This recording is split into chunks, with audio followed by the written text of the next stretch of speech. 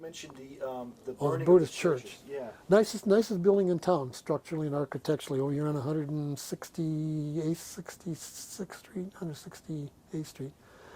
Beautiful, beautiful Buddhist temple. And some guy set fire to it and gutted it completely, burned it to the ground. Beautiful, most beautiful, much to our great dismay and shock. And people in town, Japanese people, and everybody was just shocked. And they built it up again and just about got through completely building it, and the guy set fire to it again. Wiped it out the second time. In the meantime, he set fire to St. Anthony's a couple of times, some other churches around, maybe half a dozen churches over a period of 2 years. Could not catch the guy. And did a lot of damage. Ended up, after a couple of years, he walked in the police station, gave himself up. And he just did it because he thought it was idol worship or something. Had something going against churches, I don't know exactly what. Turns out, actually, he went to St. Anthony. He had been a member of St. Anthony's church, was our church. He'd set fire to the sacristy a couple of times over there.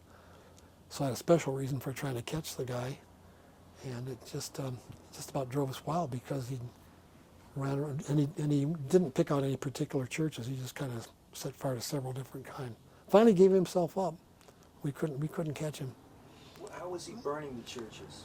He was using an accelerant of some kind. He'd go in there and stuff, like at St. Anthony's, he took missalettes that are at the at all the pews, little paper booklets, and stuffed them into a nook and a cranny and let that. He'd set several fires here and there, usually with paper and just regular matches. I think he used some accelerants. I'm not sure about that. I can't remember. It was a long time ago, but he sure did a thorough job. And he was sneaky because we had guards and we set traps for him and did everything. But just this one guy went to our church. He did volunteer work over there as an electrician, I think. And he says he heard the guy trying to break a window one night when he was in there late working. He got scared and ran out. And I said, "Well, you idiot! Why don't you catch this guy if you thought that was him? Somebody was trying to get in."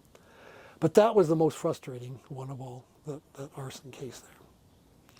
Our fire deaths, thank God, we did pretty good on that. We didn't have that many fire deaths. Had a lot of grass fires in those days because there were a lot of empty spaces. Palm tree fires, we called them two-story grass fires. And kids would throw sparklers up in the palm trees on 4th of July and set fire to the dry fronds. And we called them two-story grass fires, and we'd send out one little engine on it, and usually the new guys, and we knew that they had to blast up there to put that fire out with a big hose, and we also knew that there were a lot of pigeons' nests and rotten old eggs up there and all kinds of rats' nests and everything, and when the guys would shoot the hoses up there, all this stuff would come down on them. We knew it was going to. We sent the rookies out to put out the two-story grass fires. The palm fronds would be burning, and the hoses would knock down the fronds. Anyway, that's just a little levity there. Did you ever have to respond to one of those casino bombings?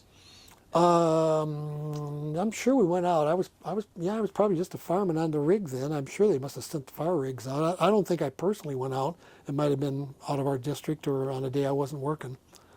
But we used to have about 12 men on duty, and we had 2 fire stations, and one rig would protect the north end of town, and another one this end of town. So probably on something like that, they sent out both of them. I probably was off that day.